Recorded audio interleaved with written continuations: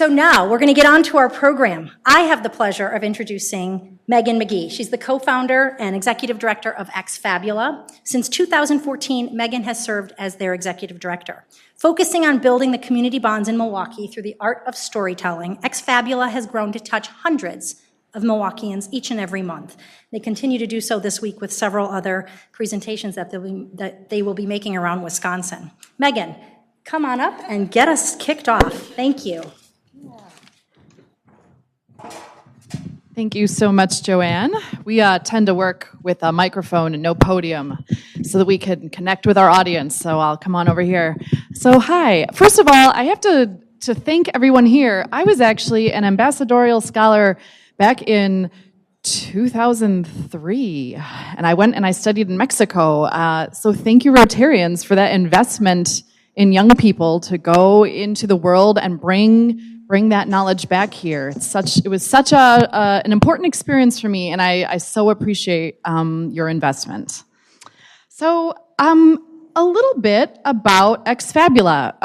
We have all sorts of events where people tell true personal stories, including at your tables, there's a flyer for our upcoming All Stars event at Turner Hall Ballroom. That's a fun event where community members will be sharing stories on the theme of connection. But today, I'm here to talk to you about a specific program we have, the Ex Fabula Fellowship. And the fellowship is a program where community members tell true personal stories in order to help other community members have important conversations about some topics that are often a little scary. Race, equity, and subconscious bias. Now, these community members are not professional storytellers. They are just individuals who have important stories that they want to share. And they work together and then with storytelling coaches to craft those stories and then share them at events where we have dialogue. Some of them we partner with the Zeidler Center for Public Discussion. Today, we're going to hear a few of those stories. But first, I just want to talk a little bit about bias. So I grew up in Oshkosh, the daughter of an economics professor. And from a young age, I was pretty aware of injustice in the world. I wrote letters for Amnesty International.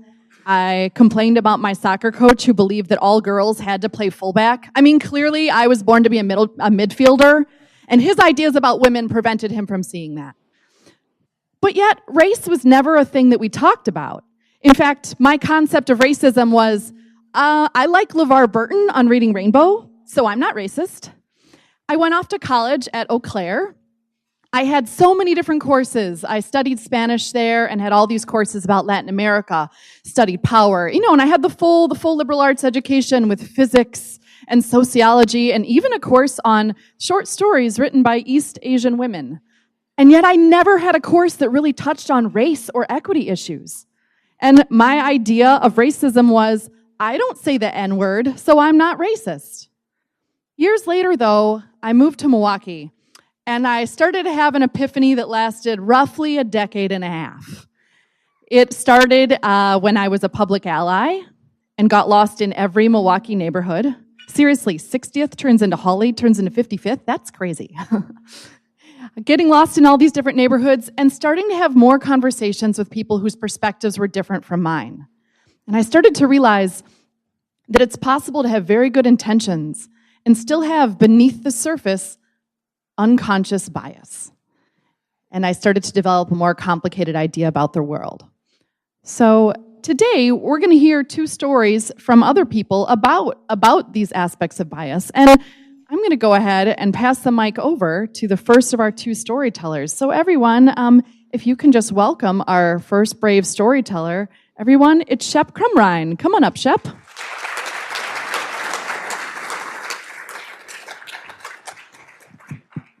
Oh, keep it going for Shep.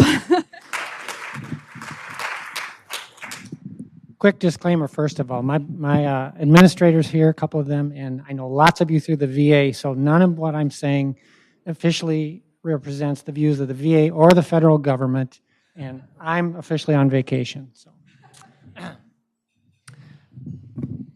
Hi, I'm Shep, and I'm white, and I'm a man. I was born that way. I was raised in an upper middle class family in a middle-class suburb west of Chicago back in the 1950s and 60s. I went to all-white schools. All the teachers were white. All the kids were white. I walked to and from school safely and securely from the time I was in kindergarten till the time I graduated from high school. One of the things I remember about the 50s or 60s particularly is the news before dinner. You know, the Vietnam War was there in all of its horrific black and white and technicolor at times. The press wasn't embedded. We saw whatever they wanted to report. I saw our nation's leaders being assassinated. The Kennedys, King, Malcolm X. Dad would come home, we'd sit at dinner and talk about how terrible that was, how horrible that was. And then we would talk about, well, how are things at school today? What about music lessons? How's your ice skating going? Even in the summer up at Lake Geneva, that's when we would see our cities on fire and the riots and our own troops pointing their weapons primarily at African Americans on our city streets. So fast forward 9 years. I'm through undergrad and grad school debt-free. Next 10 years, I have 2 or 3 jobs, full access to jobs, no problem, you know, moving from one job to the next, no missed time. And at that time I was working in the private not-for-profit healthcare sector. In those institutions, almost all the staff was white, and primarily all the patients were white and with good insurance. So then I got into public health care at the VA, working at the VA with veterans, the next 6 years of my life. And I'd also moved to Milwaukee by this time in the city. My wife and I decided we did not want to live in the suburbs. We wanted to live in a place that looked a little bit more like the rest of the world. Sure, it's got its problems and issues, but maybe we could make a difference in some of that too if we lived here. And we also wanted to raise our child in a place that would be more like the world he was going to grow up in and have to deal with. So the last of those 6 years, it's 1999, I am finishing another master's degree at UWM as an MSW, and I'm placed at one of Milwaukee Public Schools' GEMS, the Spanish Immersion School, on the near south side. I'm about to see a mother about her child's attendance and tardiness. Mom walks in. She's African American, neatly groomed, neatly dressed. Check on my little social work assessment. Mom says that she starts by apologizing for her daughter's tardiness and absences. Check, good strategy. Apologize in a difficult situation. That's one I use myself. She goes on to say they live on the far northwest side of Milwaukee. Check, fits Milwaukee demographics. And then it's a series of long, very early in the morning, complicated bus rides to get to school on time. Says dad's not much in the picture. Check. Single mother. And she goes on to relate one of the most recent experiences, why daughter was late. She's a student at MATC, and she has to take an exam. So she brings daughter with her. That takes priority. And her 6-year-old daughter sits in the back occupying herself while mother takes the exam. And then they try to take buses to get daughter to school. Well, of course, she's late. But see, mom's a W-2 mom. That's Wisconsin's welfare to work reform, where recipients must work, they must be in school, and boy, if you're late or you miss something out, it could affect everything. So mom has a solution. Daughter will live with brother during the week, and she'll see her on the weekends. Mom leaves, we exchange cordialities, and I sit there. Shake my head, shrug my shoulders. What could I be doing? What could we be doing to help this mother? You know, those were hard days. I was a student working full-time. I didn't know then, but I know now that being white and male in America gave me access, privilege, and power. And I also know that those 3 things I didn't know then, but I know now, those are the essential parts of racism. So, was I racist during that period of 65 years? Am I racist now? I know I need to keep telling this story and stories like it, especially to other white men in America. Because after all, it's they, or I should say we, who are at the foundation of basically the way things are right now and continue to be.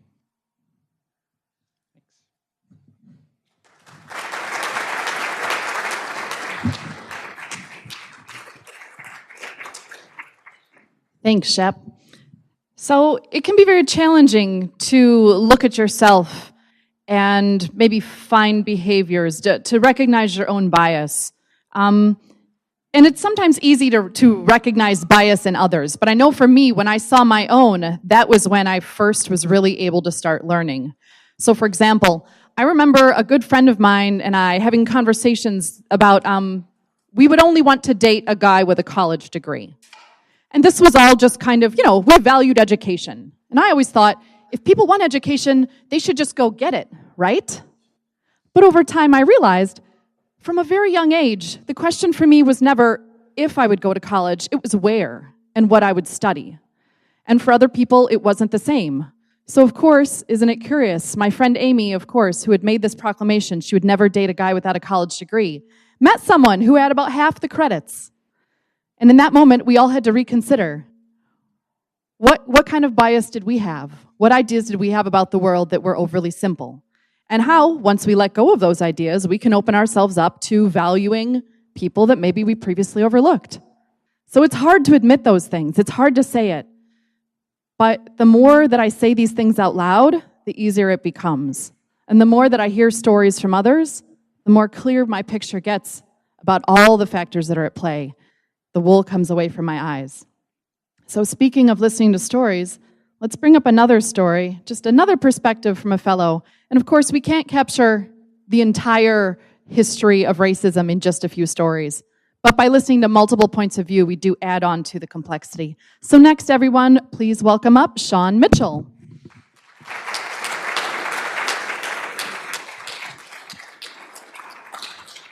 And keep it going for Shawn. Just hold it in my hand if I can. If everyone can hear me, fine. All right. Or closer to my face? Okay. All right. How's everyone today? So, as Megan said, my name is Shawn Mitchell, and thank you for having me here today. So at 17 years old, I joined the Navy, dropped out of high school. By the time I was 24, I was a hard charger. I was stationed overseas, wife, 2 kids, 1 child that was born in Naples, Italy, and had never been to the States. Yet here I was getting ready to transition back to the United States and having to think to myself, what's the best way to transition back into the States? Anyone who's ever lived overseas or been overseas for a long period of time, it's an adjustment coming back. There are things that happened. I was there for 3 years, so there are things that were going on that I didn't quite understand, and I needed to take some time. So I chose to move my family to Brunswick, Maine, Naval Air Station, Brunswick, Maine. Trees and snow. That's Maine. One of the detractors was that Maine only has 1% minority. That's everybody. All right, that's Chinese, Italian, that's anyone else, 1%. So it was a little shaky.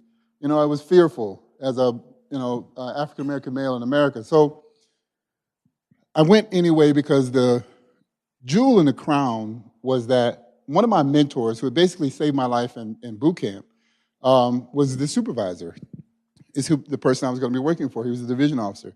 And when I got there, he quickly let me know that I needed to do everything I could to rank myself with my peers. So I did everything. I was the supply officer. I worked the tool shed. I did everything I could, as any military member would. I was in middle management. I was an E5, so this was a requirement for us. And I was given a work center, and that's about 7 people. And each and every one of them were knuckleheads. So I was offended. I thought, he set me up to fail. But he couldn't, because this is the same man that saved my life years earlier. So I took the task, and most of the guys I could whip in shape, right? Most of them turned out right, except for 2. 2 young men, one from Philadelphia and one from Middle Tennessee. The young man from Philadelphia I related to right away. He had a young wife and a young child. That was an easy one. We were able to work out how to get him to work on time, how to get, services for his family. The other young man from Middle Tennessee, unfortunately, we didn't relate so well. And due to my underlying unknown biases and stereotypes, I figured he'd be okay. Him and his wife just like to drink on the weekends and get into arguments. On base, that's fine because they call the base police. But there was an incident where him and his wife decided they didn't want people on the base to know their business anymore. So they got a hotel room. They went out to the hotel room, started arguing, of course. Alcohol was involved, and now the local police are involved. So when that call comes, it came to my mentor first, and then it comes to me because he works for me. That was not a good night. My mentor was rather upset, and I didn't know why, because this was his pattern. He told me to meet him in his office Monday morning. When I sat and talked with him on Monday morning, he explained to me that the reason he gave me the work center was because he felt like I was a leader, and that the work center needed a leader. He explained to me the differences I had been making between the two gentlemen. And he flat out told me, he said, you know, you paid more attention to the African-American gentleman or African-American sailor because you related to him, and you didn't take the time to grow as a leader and address the fellow from Middle Tennessee who was Caucasian. That hurt me because, again, doing all the things I was trying to do to improve myself, I was also the equal opportunity officer. So this really didn't make any sense. I had to take the time to go and learn about the young man and his wife. They were having issues that they needed leadership on, and I was able to provide that leadership. But one of the things that my mentor told to me that sticks with me in leadership today is that no one should ever leave you the way they came to you as a leader. You have to take each person that comes to you, see the best in them, and draw that out of them. That's leadership. Thank you.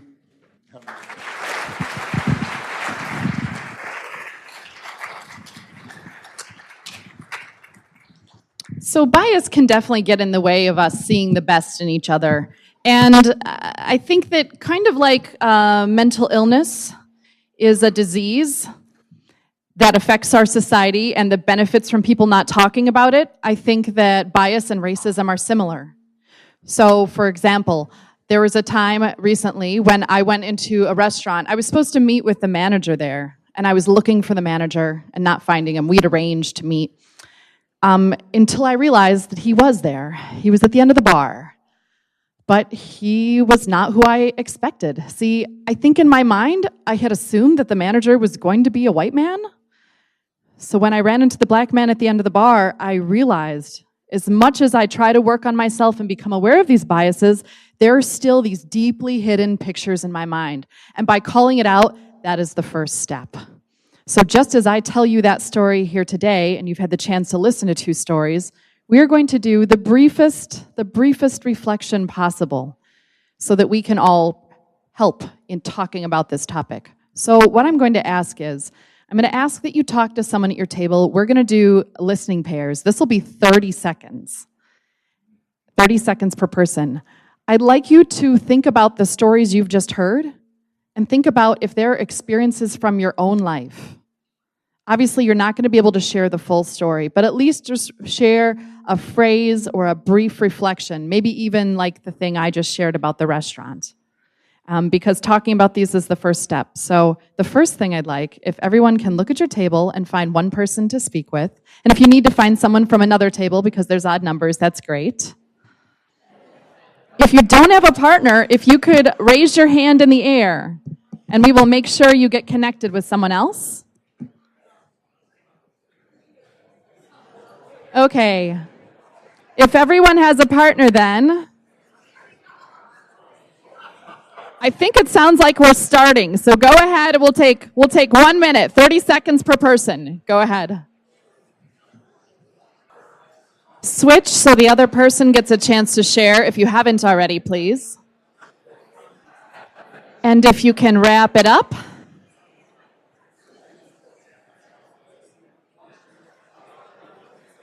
If you can hear my voice, clap once. If you can hear my voice, clap twice. If you can hear my voice, clap 3 times. And if you can hear my voice, clap once. And now if you can hear my voice, if you can clap for you and for your partner, if we're talking about bias right now.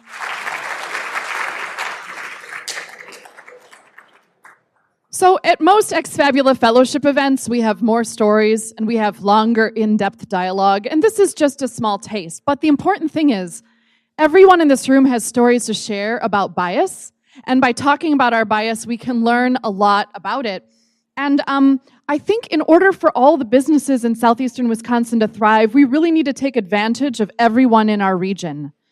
And if you think about it, even when we make little policies about when are degrees required for certain jobs, or what groups do we have relationships with that allow us to find and attract and hire and retain top talent, all these things are affected by bias. So if we're going to thrive as a region, we definitely need to address it. So in a short session like this, we're only going to briefly scratch the surface, but I've left on your tables a handout that says, continuing to explore bias, and there are some options on there for things that each of you can do, including ways you can listen to stories through Ex Fabula and through other resources, ways you can learn, especially with great organizations like the YWCA, and just ways we can continue this work forward. I actually think that Rotary's work trying to eradicate polio is actually a really great model, if you think about it. Because with polio, what do? First, we name the problem. We're not ashamed to say that it exists. We make a comprehensive plan. And we do the small work piece by piece, knowing that there's no big, easy solution, but it's really vaccine by vaccine around the world, story by story.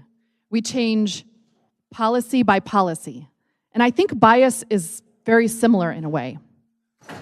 I have an 8.5-month-old daughter, if you want to see pictures. That's the thing I do these days. And she's gotten her vaccinations. And so I'm grateful that I don't have to worry about her coming down with polio. But I do have to worry about her growing up in a society where we all have bias.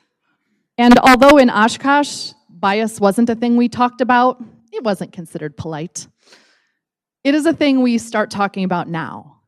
And I can talk about it with my daughter, and each of you can talk about it with your families, and in the workplace. Because frankly, I do feel the workplace is one of the best places to reach large groups of people and bring them together for these meaningful conversations. So I hope you will join me in engaging everyone in Milwaukee by telling your story, by listening, so that we can all thrive as a region.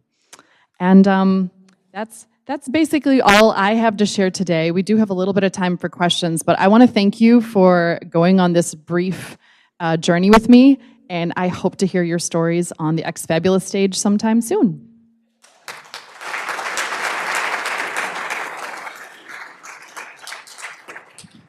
And with that, I guess I just want to see, does anyone have questions about the fellowship, about Ex Fabula, about my darling daughter Olivia? I love to talk about all these things and share stories. So, okay, so once you recognize bias in yourself, that's step one. What's step two? Well, there's a couple things. One is you can start to try to not do harm. So, for example, once I realized that I tend to make assumptions about people in power, I tried to notice that and then catch myself so that I wasn't doing harm to other people. If you have bias about, I'm sure that at some point I've maybe made harmful comments. Now I try to be very aware of the temperature in the room, and if I make a comment to somebody that I realize afterwards was racially insensitive or insensitive in any other way, I try to catch it, own up to it, apologize. So those are some steps. Other steps could include watching what media I consume and continuing to educate myself that way. Another big step for me was I took the YWCA's Unlearning Racism course. If Ex Fabula's mission is to strengthen community bonds, you can't really do that if you're ignoring the factors that keep us apart. And going to that workshop, it's 6 weeks. It's an intense experience, but that really helped me to formulate the next steps, which in my case included this Ex Fabula Fellowship program. But for every single person, the action is going to look different because there's no easy answer. Unfortunately, it's not like polio where we can just distribute a vaccine. So listening, learning, reading, and then starting to look at everything through an equity lens. So even when we were hiring someone this past summer, I tried to say, What is the role that bias might play in our interview process? How can we think this through to try to prevent that, to prevent bias from letting us not find a great candidate or not recognize a great candidate when they come in front of us? So there's a few answers, but ultimately, I'll throw that question back to you. After you recognize, what are some of the things you could do? Because there's many options. Good question, though. Thank you. And ultimately, I'm a storyteller, not an expert on bias, so talk to Paula, talk to folks at the Y. We just try to connect all the dots. Any other questions, even just about Ex Fabula in general? Yeah.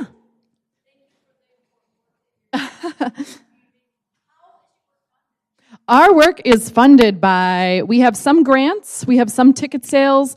A big portion of our funding, though, is actually fee-for-service collaborations, where we partner with nonprofits, businesses, schools, and the great thing is we are paying community members, we are paying local artists to work with different groups to leverage storytelling for their needs. It's great because it can feel like entertainment, but you can actually do things like help people build relationships, develop leadership skills, gain public speaking, and so forth. So that's definitely a component of it. Thank you.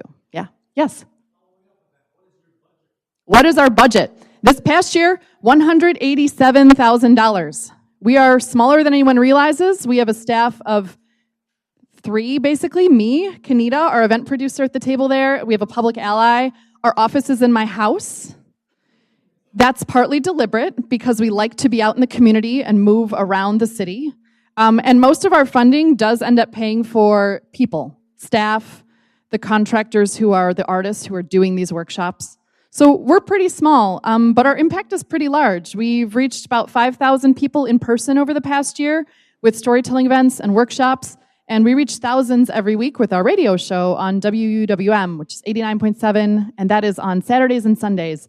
And that program is one great way to bring the voices of, community members to the wider community to help extend the reach of these really powerful stories. We did a survey about 2 months ago, and actually on that survey, the 3 things when we asked people to say, what do you want Ex Fabula to do better or more of, it was greater racial diversity in audiences, it was better marketing, and it was cross the political divide. So we're still trying to figure that out. I think one of the things that I want to do is expand our programming so that we can have more events, because the cool thing is at every event we end up with people who live nearby as well as people who don't.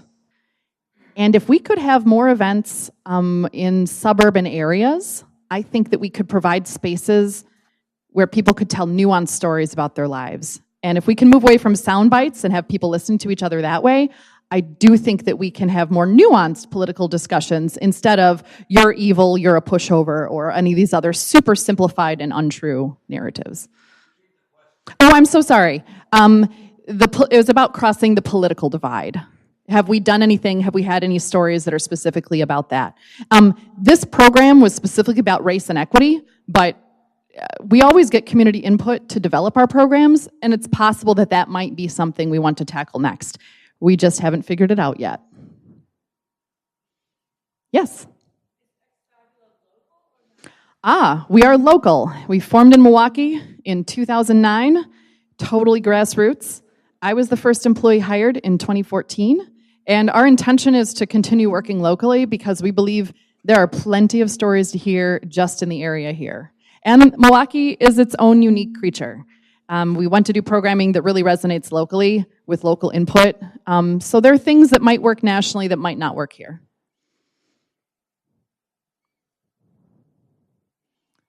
Well, if anyone has additional questions, feel free to talk with me after. Thank you so much.